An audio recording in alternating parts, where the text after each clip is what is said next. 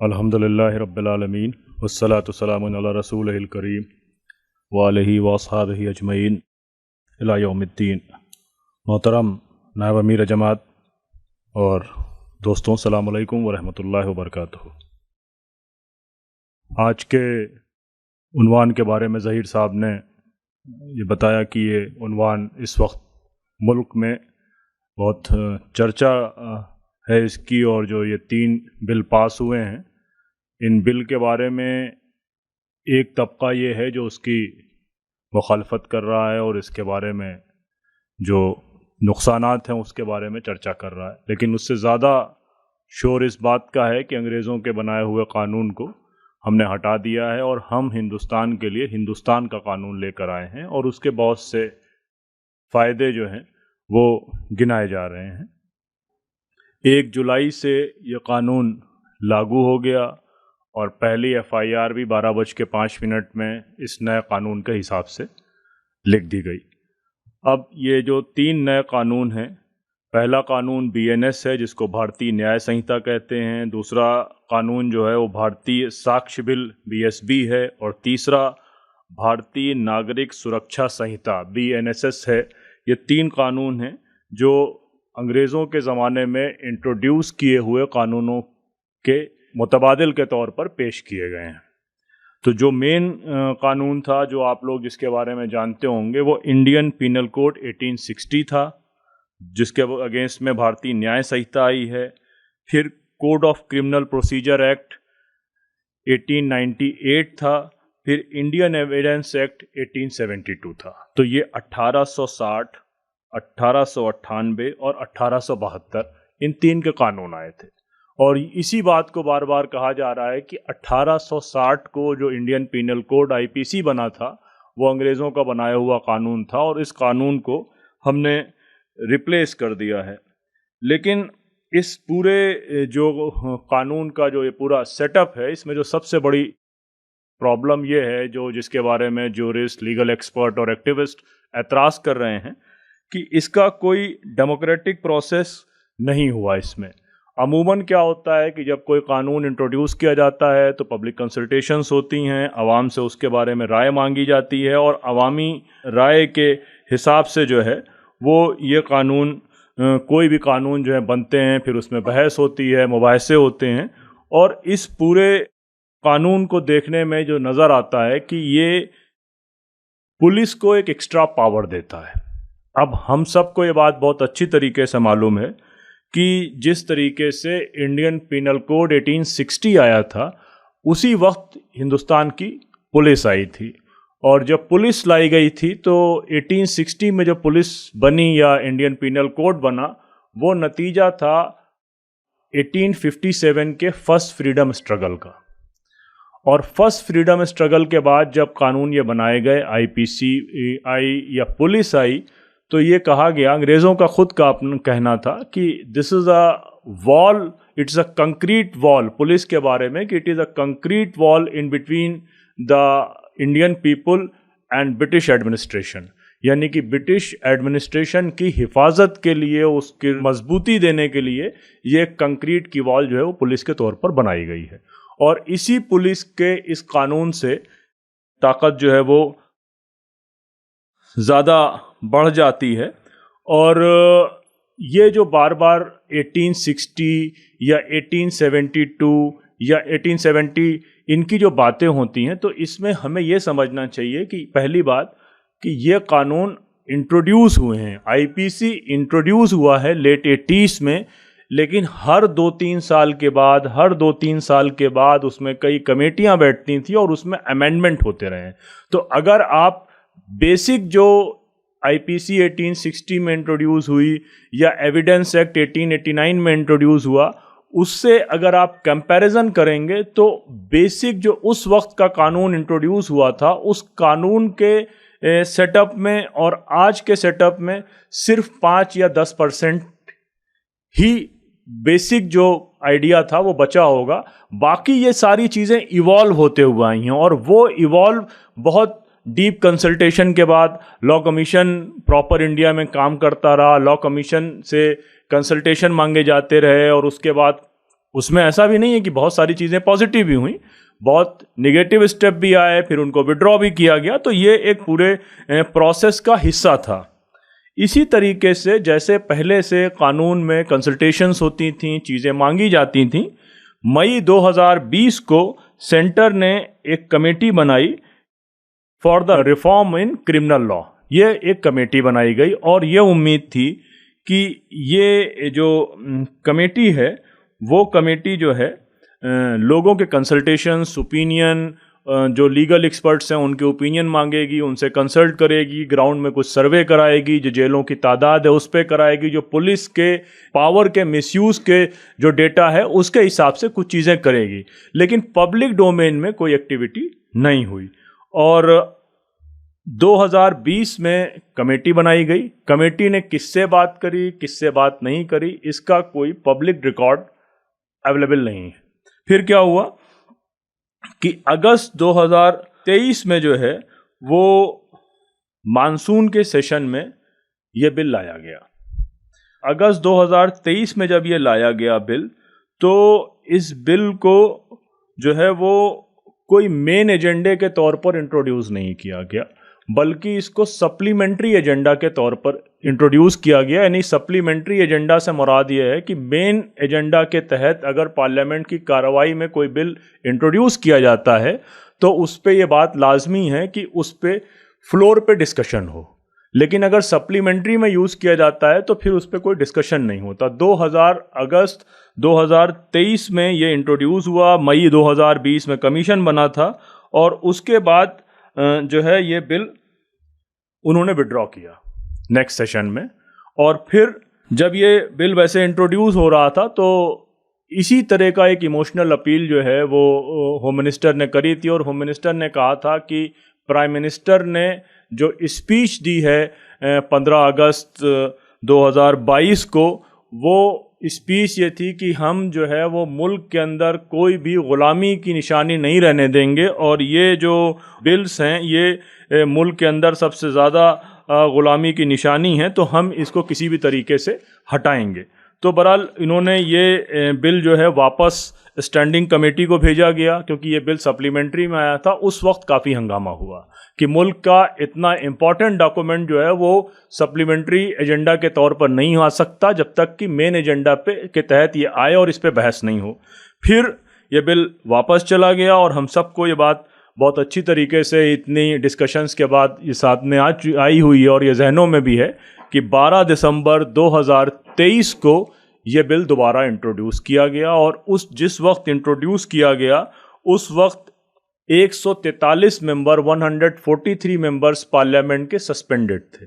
तो ये member suspended होने की वजह से वॉइस वोट से लोकसभा में पास हुआ और बगैर किसी अपोज के राज्यसभा में पास हो गया। राज्यसभा में एनॉमसली पास हुआ जिसमें कोई अपोज ही नहीं हुआ और वॉइस वोट के जरिए ये लोकसभा में पास हो गया। अब पास होने के बाद 1 जुलाई से इसका इम्प्लीमेंटेशन हो गया है।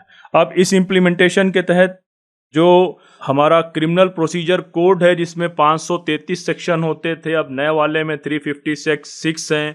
बीएसबी जो आया है उसमें पहले 177 होते थे, उस नए वाले में 169 है। तो ये कोशिश तो ये करी गई है कि देखने में ये लगे कि इसमें बहुत ज़्यादा रिफॉर्म है और बहुत पॉजिटिव चीज़ें दिखाई पड़ रही हैं। लेकिन कई एक्सपर्ट्स का ये कहना है कि अगर आप पुराने इंडियन पिनल कोड्स को और इंडियन एविडेंस एक्ट को सामने किसी के रखेंगे और इस नए वाले जो बीएनएसएस है, नागरिक सुरक्षा और दूसरी चीज़ है, तो ये आपको अंदाज़ा होगा कि इस पूरे पेपर में 83% वही पूरा मसौदा है जो ऑलरेडी इंडियन पिनल कोड में अवेलेबल था। उनका ये कहना है कोई नई चीज़ इसमें नहीं इंट्रोड्यूस कराई गई। अब इसमें जो 83%, जैसे मैंने आपसे कहा कि 83% लगभग सब वही चीज़ें हैं जो पुराने कानून में थीं। तो जो 16-17% जो चीज़ें आई हैं वो चीज़ें क्या हैं जिसका अपोज हो रहा है। तो असल में क्या किया गया है कि बहुत स्मार्टली पूरे 80% कानून को वैसे ही इंट्रोड्यूस कर दिया गया है नए नाम के साथ में, और सेम वही लैंग्वेज है, वही सारी सेक्शंस हैं, लेकिन नंबर्स को थोड़ा सा आगे पीछे किया गया है। लेकिन बाकी जो ये 20% से के आसपास 17-18% जो चेंजेस हैं, वो चेंजेस बहुत ख़तरनाक हैं। अब वो चेंजेस कहीं कहीं पर जो बेसिक कॉन्स्टिट्यूशन की स्पिरिट है उसके ख़िलाफ़ हैं, जो बेसिक अभी तक हमारा जो आईपीसी था या जो पीनल कोड था जिसमें तीनों एक्ट आते हैं अब जो नए इंट्रोड्यूस हुए हैं, इन पूरे का जब हम समराइजेशन करते हैं तो हमारा basic principle of the law ये था कि किसी एक को भी जो है वो एक इनोसेंट जो को भी जो है वो सज़ा नहीं होनी चाहिए अनटिल ये कि कुछ लोग चाहे वो दोषी हों वो बच जाएं। इस प्रिंसिपल के तहत ये हमारा पूरा कानून का सिस्टम काम करता था। लेकिन अब जिस तरीके से ये नया कानून इंट्रोड्यूस किया गया है उससे लगता है कि इस पूरे लॉ के जो प्रिंसिपल को जिस पे इंडियन पिनल कोड काम करता था उसको पूरा रिवर्स कर दिया गया है। तो अब जैसे पहला इसमें जो पॉइंट है वो पॉइंट जैसे शुरू होता है कि किसी भी एक्यूज समझिएगा, किसी भी आदमी के खिलाफ अगर कोई एलिगेशन लगाया जाता है, और हम सबको मालूम है कि एलिगेशन लगने के बाद एक्यूजेशन और कन्विक्शन यानी कि किसी पे इल्ज़ाम लगने के बाद सज़ा होने का जो मसला है उसमें सिर्फ 10% लोगों को ही सज़ा मिलती है, 90% एक्यूजेशन होता है। तो सुप्रीम कोर्ट का एक बहुत इंपॉर्टेंट जजमेंट है D K Basu versus government of West Bengal, जिसमें हथकड़ी लगाने को लेकर बहस हुई। और हथकड़ी लगाने को किसी भी इंसान के जो बेसिक राइट्स हैं, जो उसके मौलिक अधिकार या बुनियादी अधिकार कहे जाते हैं, उसके खिलाफ माना जाता है। अब उसमें D K Basu versus state West Bengal state या शंकर शुक्ला वर्सेस दिल्ली एडमिनिस्ट्रेशन कई सारे सुप्रीम कोर्ट के लैंडमार्क जजमेंट हैं, जिसमें सुप्रीम कोर्ट ने के जजेस ने खुद ये इंटरप्रिटेशन दिया कि हथकड़ी लगाने का मामला रेयरेस्ट केस में, rare of the rarest case में, यानी कि अगर उसको परसेंटेज से तावील किया जाए तो 1% से भी कम मामलों में पुलिस को हथकड़ी लगाने का अख्तियार है। और किसी भी आदमी के हथकड़ी लगाने का मतलब ये है कि उसके जो बेसिक ह्यूमन राइट्स हैं उसको आप वायलेट कर रहे हैं। और हमारे जो क्रिमिनल कोर्ट्स थे अभी तक वो सिर्फ सज़ा दिलाने का काम नहीं करते थे, बल्कि सज़ा दिलाने के साथ साथ वो ये देखते थे कि जिस आदमी के ऊपर एलिगेशन या एक्यूजेशन है उसके बेसिक राइट्स का भी वायलेशन नहीं हो। तो अब इस कानून के तहत किसी भी आदमी के ऊपर जैसे ही एलिगेशन लगता है, जैसे ही वो एक्यूज बनता है, हथकड़ी लगाने का बेसिक राइट यहीं से शुरुआत कर दी गई है। हथकड़ी लगाने का अख्तियार पुलिस को दे दिया गया है। अब आप हथकड़ी लगाने के खिलाफ पुलिस के खिलाफ कोर्ट में नहीं जा सकते। ये जो नया कानून है ये पुलिस का पहला पावर जो देता है, वो पहला पावर ये देता है कि किसी के ऊपर भी इल्ज़ाम लगा तो उसको फ़ौरन हथकड़ी लगा दी जाएगी। जबकि ये अभी तक इसको ये कहा जाता था कि आधे % मामलों में, रेयरेस्ट मामलों में हथकड़ी लगाई जा सकती है। अब दूसरा मामला है प्रिवेंटिव डिटेंशन का। प्रिवेंटिव डिटेंशन का मामला ये है कि पुलिस को ये लगता है कि कोई आदमी कुछ गलत कर सकता है, तो वो गलत करने के लिए किसी भी आदमी को, यानी कि मैं एक सड़क से जा रहा हूं, पुलिस का राइट इतना प्रिवेंटिव डिटेंशन से बढ़ा दिया गया है इसके सेक्शन 43A से कि पुलिस ये कह सकती है कि ये आदमी जाकर कहीं पर आगे आधे घंटे बाद या 1 किलोमीटर दूर ये जाकर कोई वारदात करना चाहता था तो इसको हम पहले से अरेस्ट कर सकते हैं। तो ये प्रिवेंटिव डिटेंशन का जो राइट था, वो राइट जो है वो बहुत सीरियस मैटर्स में होता था, मजिस्ट्रेट से परमिशन होती थी। अब ये प्रिवेंटिव डिटेंशन का जो राइट है, जिसको सेक्शन 172 डाला गया है भारतीय न्याय संहिता में, इससे एक पुलिस का एक जो है राइट और बढ़ गया है। यानी कि पहले 2 चीज़ें हैं, एक डिटेंशन है, एक प्रिवेंटिव डिटेंशन है।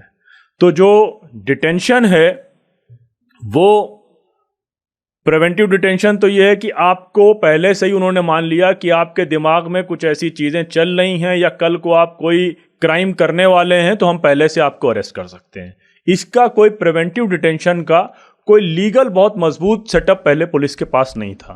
प्रिवेंटिव डिटेंशन के लिए वो ये साबित करते थे कोर्ट में जाके कि इस आदमी ने कोई अभी तक कोई क्राइम नहीं किया, लेकिन इसने पहले काफ़ी सारे क्राइम्स किए हुए हैं, तो इसको हम प्रिवेंटिव डिटेंशंस में रख सकते हैं। जैसे आपको याद होगा कि इस कश्मीर में एक एक्ट पास किया गया था, पब्लिक सेफ्टी एक्ट, और वो भी एक ड्रैकोनियन लॉ था। उस पब्लिक सेफ्टी एक्ट के तहत जब 370 वहाँ से रिवोक किया गया तो हज़ारों की तादाद में प्रिवेंटिव डिटेंशंस हुए कि कल को ये लोग ये कुछ कर सकते हैं, लेकिन उसके लिए ऑलरेडी कश्मीर में कानून पब्लिक सेफ्टी एक्ट था। लेकिन बाकी जगह कोई इस तरह का कानून नहीं था, लेकिन बीएनएस के सेक्शन 172 से उन्होंने पुलिस को ये राइट दे दिया है कि पुलिस किसी का भी डिटेंशन कर सकती है।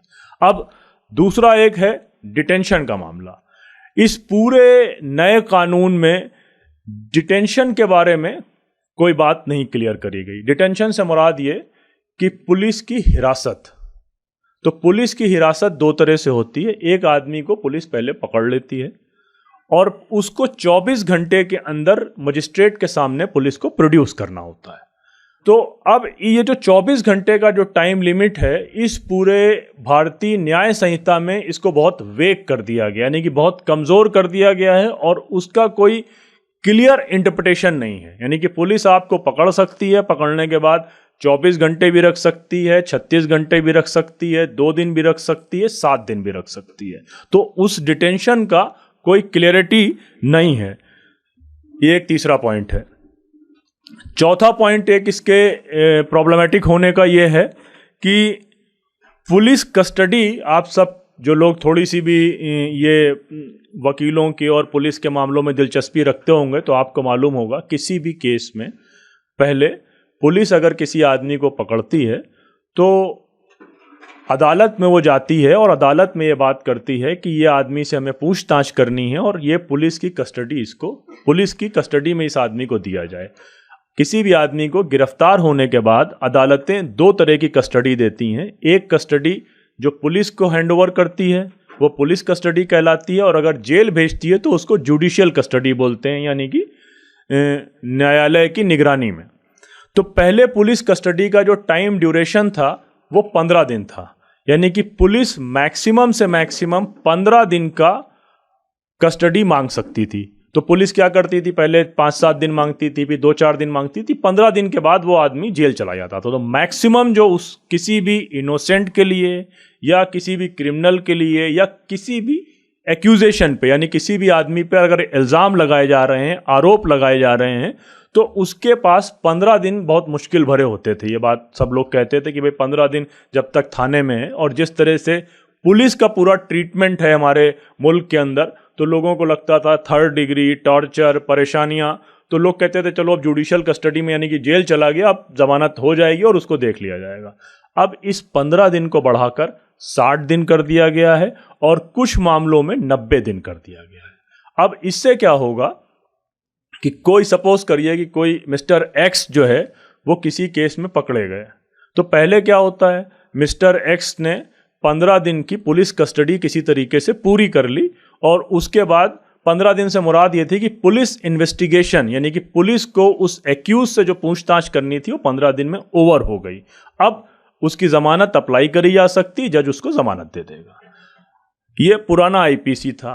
अब नए आईपीसी के तहत ये है कि जैसे ही आप अप्लाई करेंगे पुलिस को, तो पुलिस चाहे तो लगातार 60 दिन तक रख सकती है, और अगर वो बहुत सेंसिटिविटी दिखाएगी तो 90 दिन तक रख सकती है, या 15 दिन बाद आपको जेल भेजेगी। आपका वकील जमानत के लिए अप्लाई करेगा तो पुलिस कोर्ट में कहेगी कि अभी हमने जो पहले पूछताछ करी थी 15 दिन की वो डिटेल पूरी नहीं हुई है, अभी हमको इनसे 45 दिन की पूछताछ और करनी है। तो जमानत जो है वो नेक्स्ट टू इम्पॉसिबल हो जाएगी। यानी पुलिस पहले 15 दिन के बाद पुलिस के हाथ बन जाते थे, जमानत में पुलिस का बहुत ज़्यादा रोल नहीं होता था।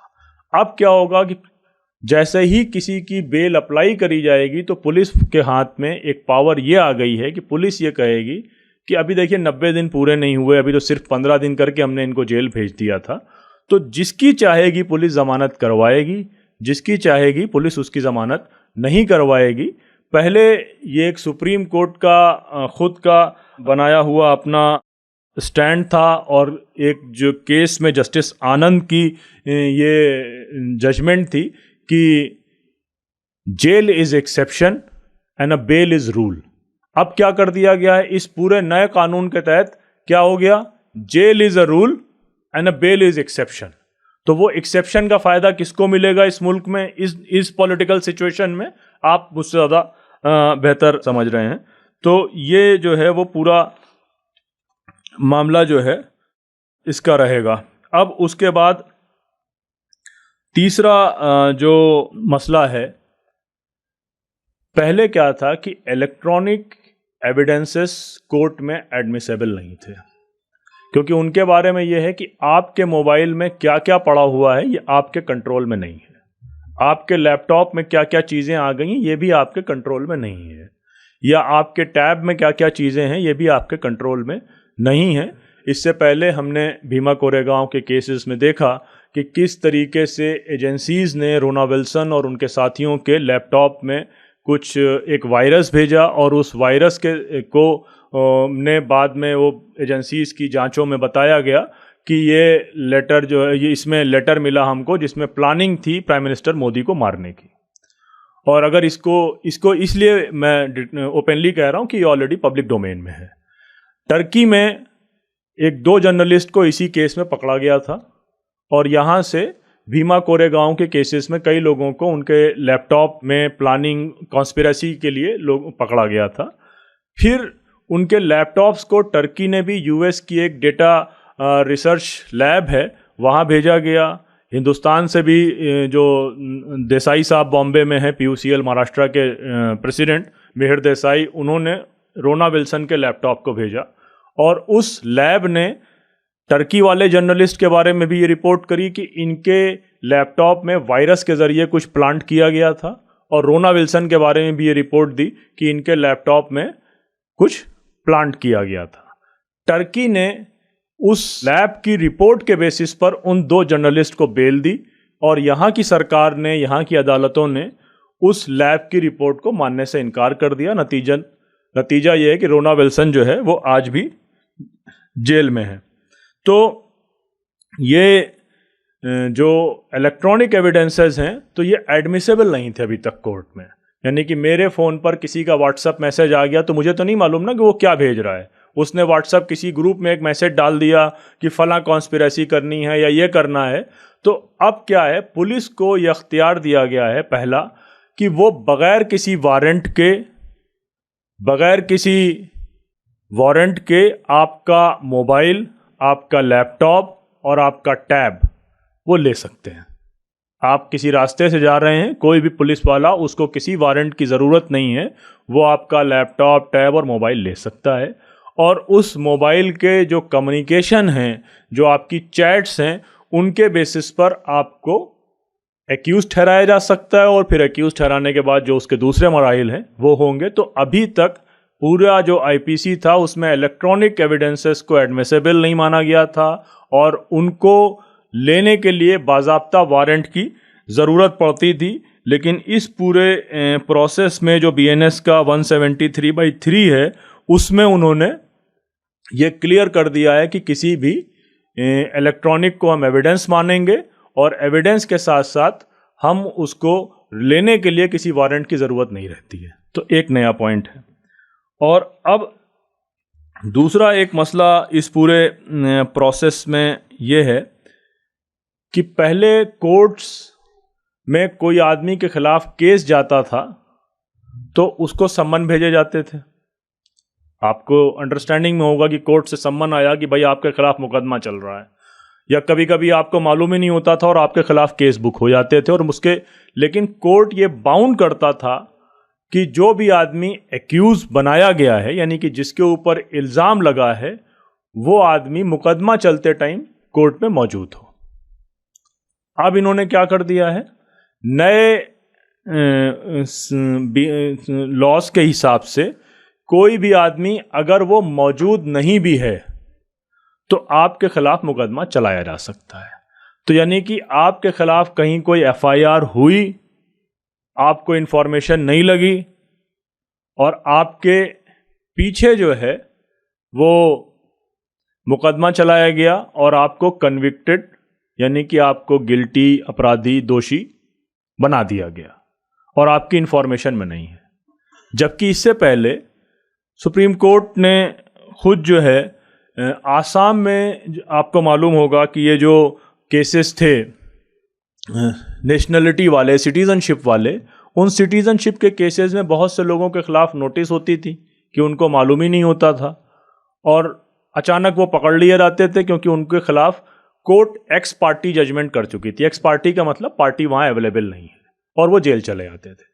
फिर सुप्रीम कोर्ट जब ये लोग आए अपने एक्स पार्टी जजमेंट को लेके, तो सुप्रीम कोर्ट ने रिसेंटली एक्स पार्टी जजमेंट के खिलाफ बहुत स्ट्रांग ऑब्जर्वेशन रखे कि जब तक अपनी डिफेंस के लिए अवेलेबल नहीं है, जिसके ऊपर आपने इल्ज़ाम लगाया है वो आदमी अपनी डिफेंस के लिए ही अवेलेबल नहीं है, तो आप जो है वो उसके बारे में कैसे इस तरह का मामला कर सकते हैं, कैसे जजमेंट दे सकते हैं, कैसे बात कर सकते हैं। तो ये एक्स पार्टी जजमेंट जिसके बारे में सुप्रीम कोर्ट ने लगातार मना किया, उसके बारे में भी बहुत क्लियरली जो है वो मना किया गया, लेकिन ये अभी पार्ट है नए उसका। उसके अलावा जो है ये जो नए कानून आए हैं वो एडल्ट्री को भी पेनलाइज नहीं करते हैं, लेकिन इससे पहले जो पुरानी आईपीसी थी वो एडल्ट्री को पेनलाइज करती थी और सेम सेक्स रिलेशनशिप को भी पेनलाइज करती थी और इस पे उसका कोई डिस्कशन नहीं है। हालांकि इससे पहले इस तरह के जो लॉस आए थे कहीं कहीं स्टेट्स के पेनलाइज ना करने के, उसको सुप्रीम कोर्ट के कई डिसीजन ऐसे हैं जिन्होंने उसको अनकॉन्स्टिट्यूशनल माना था, उसको रिजेक्ट कर दिया था। तो ये सारी चीज़ें आपके सामने हैं। अब आप इसको एक बार रिवाइज अगर करें तो आपको खुद अंदाज़ा लग जाएगा। पहला कानून ये है कि जो आपको हैंडकफ की पावर, हैंडकफ का मतलब ये है कि आपके बिल्कुल बेसिक राइट हो गए। और हैंडकफ सिर्फ हथकड़ी लगाना नहीं है, हथकड़ी लगाना एक सिंबल है और वो सिंबल ये दिखाता है कि आप एक पहले एक्यूज थे, अब गिल्टी हो गए। यानी कि पहले आप, हिंदी में कहा जाए तो पहले आप आरोपी थे, अब अपराधी हो गए हैं। दूसरा क्या है, जो पावर पुलिस को मिली है जिसमें डिटेंशंस का पावर है। अब वो डिटेंशंस का पावर ये है कि पहले आपको अगर अरेस्ट किया गया है तो 24 घंटे के अंदर प्रोड्यूस करना होता था, अगर नहीं प्रोड्यूस करते हैं तो हेवियस कॉर्पस हाई कोर्ट्स में डाला जाता था और उस हेवियस कॉर्पस के नतीजे में ये होता था कि हेवियस कॉर्पस लगा दिया गया है हाई कोर्ट ने, तो हाई कोर्ट कहता था कि 24 घंटे के अंदर मजिस्ट्रेट को अगर उनके पास सामने पेश नहीं किया तो पुलिस की रिस्पॉन्सिबिलिटी कि उस आदमी को ढूंढ के लेके आए। तो पुलिस पर एक बहुत ज़्यादा प्रेशर होता था, वरना पुलिस ज़्यादातर केसेस में ये करती थी कि किसी आदमी को रखा हुआ है, उसकी पिटाई चल रही है, हफ्तों तक पिटाई चल रही है और फिर हफ्तों के बाद उसको वो प्रोड्यूस करते थे। तो हेवियस कॉर्पस के ज़रिए लोग कोर्ट में जाते थे, लेकिन अब उस हेवियस कॉर्पस का भी मामला इसलिए ख़त्म हो गया क्योंकि पुलिस को ऑलरेडी उन्होंने ये पावर दे दिया कि वो किसी भी हाल में जो है वो टाइम जोन है उनके पास में, जितना टाइम रखना चाहें वो टाइम रख लें। फिर उसके बाद में पुलिस कस्टडी, सबसे बड़ा मसला इसमें पुलिस कस्टडी का है। पहले 15 दिन की पुलिस कस्टडी थी, अब पुलिस चाहे तो 60 दिन की और एक्सटेंड कराए तो 90 दिन की, यानी कि 15 दिन से सीधे कितना कर दिया गया, 60 दिन। अब पुलिस के रिमांड रूम में अगर कोई आदमी 60 दिन भी रह रहा है तो वो जेल के 4 साल की सजा से ज्यादा होता है, लेकिन पुलिस की पावर उन्होंने इतनी कर दी। फिर उन्होंने क्या किया कि ट्रायल जो है वो एक्स पार्टी कर दिए। अब इसमें तीसरा उन्होंने काम और एक किया है सेंटेंस के कम्यूटेशन का, जो मैं पिछली बार शुरुआत में भूल गया, कि गवर्नमेंट को ये अख्तियार है कि वो किसी भी आदमी की सज़ा कम करके उसको कन्वर्ट कर सकता है। गवर्नमेंट कन्वर्ट कर सकती है। वो कन्वर्जन क्या होगा, वो कन्वर्जन ये होगा कि ट्रैफिक लाइट में वो खड़ा होकर पुलिस की मदद करे या पेड़ लगाए या किसी एनजीओ के साथ में काम कर दे। और उसके लिए ये लॉजिक दिया गया है कि जो जेलों में भीड़ है उस भीड़ को कम करने के लिए हमने ये अथॉरिटीज़ को पावर दी है कि अथॉरिटी चाहें तो उस आदमी को देख के और उसके जो क्राइम है उसके हिसाब से उसको कन्वर्ट करके और इस तरह की सज़ा दे सकते हैं। तो आपको ये याद होगा कि पूना में भी किसी आदमी ने शराब पीकर एक्सीडेंट किया और किसी पे गाड़ी चढ़ा दी और उसको सज़ा क्या दी गई कि वो सफाई करेगा कुछ दिन के लिए सड़क के किनारे कुछ लोगों के साथ में मिलके। दूसरा क्या है कि इस पूरे सेटअप में कंपनसेशन का कोई बातचीत नहीं है, यानी कि हम सब लोग, यानी जितने एक्टिविस्ट बरादरी के लोग हैं, जितने लॉयर्स हैं, एक ज़माने से ये बहस कर रहे थे कि पुलिस का जो ओवरऑल रोल है उसमें अगर कोई आदमी 5 साल के बाद, 10 साल के बाद, 15 साल के बाद रॉन्गफुल पनिशमेंट के बाद जो वो छूटता है, तो उसके बाद जिस पुलिस वाले ने उसकी इन्वेस्टिगेशन करी, जिस पुलिस वाले ने अरेस्ट किया, उसके खिलाफ कोई ना कोई कार्रवाई होनी चाहिए, एक बात।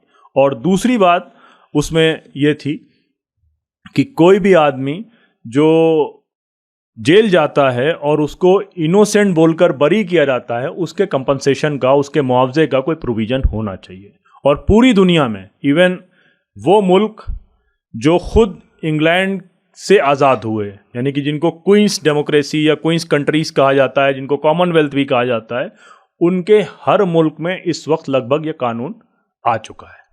और यहाँ पर बेसिक पुलिस की पावर को इंक्रीज किया गया, यहाँ तक कि आप अगर देखेंगे जो पुलिस की हमारे यहाँ 5 फीट की जो लाठी है, सिर्फ हिंदुस्तान, पाकिस्तान और बांग्लादेश में, दूसरे किसी मुल्क में पुलिस के पास जो लाठी है उसका साइज 1.5 फुट से ज़्यादा नहीं है। पुलिस को एम्पावर नहीं करते, लेकिन यहाँ पर पुलिस की पावर को बढ़ाया गया।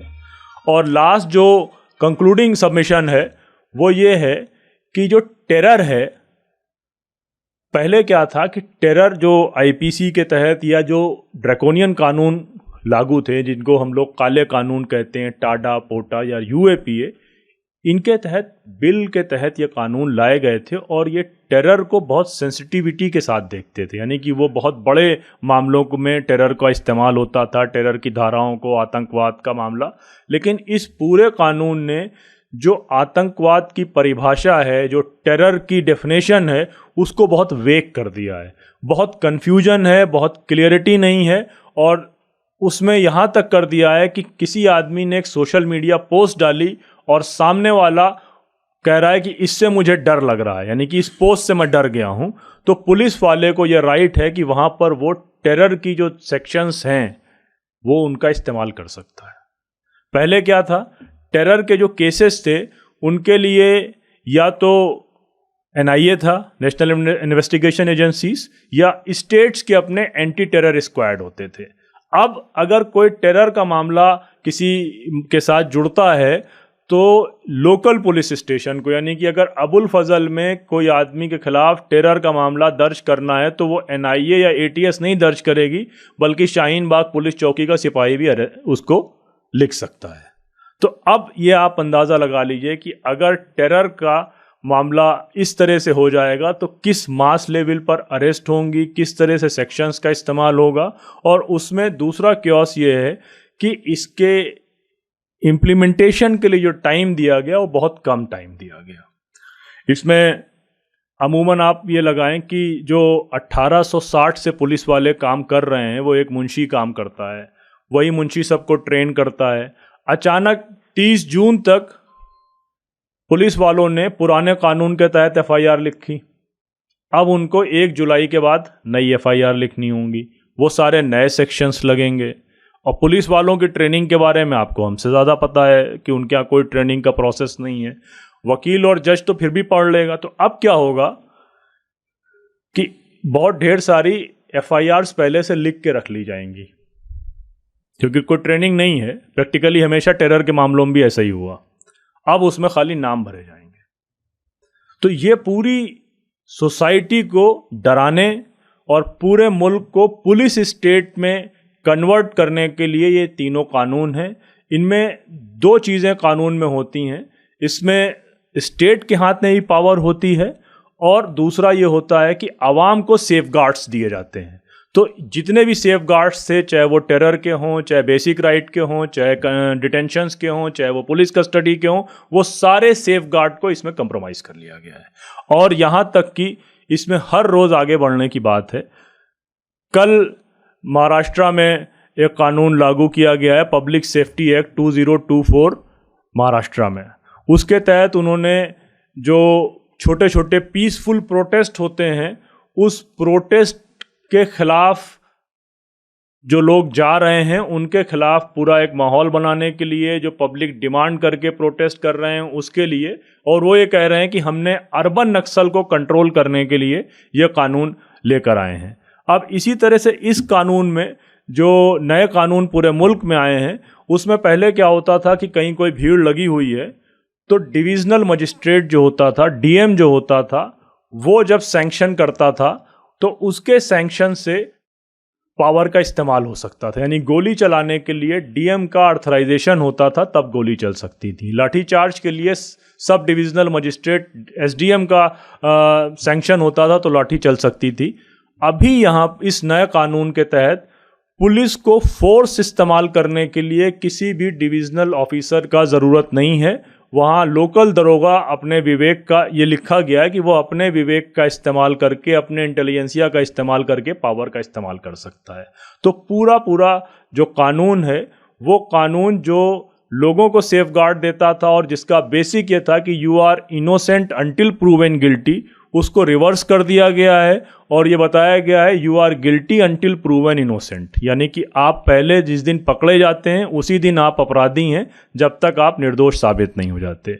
दूसरा, पहले ये कहा जाता था एक भी इनोसेंट की, निर्दोष को सज़ा नहीं होनी चाहिए चाहे 10 दोषी छूट जाएं। अब ये कहा जा रहा है चाहे 10 निर्दोष जेल में चले जाएं लेकिन एक भी दोषी को छूटना नहीं चाहिए। पहले ये कहा जा रहा था कि jail is exception and a bail is a rule. अभी ये कहा जा रहा है jail is a rule and a bail is exception. तो पूरा जो इंडियन लीगल सिस्टम था उसको इन तीनों कानूनों ने यू टर्न दे दिया है और ये पूरा जो आने वाले इसके इम्पैक्ट्स हैं, इसकी पूरी डिटेल डिस्कशन से आपको इसका अंदाज़ा लग गया होगा। बहुत बहुत शुक्रिया।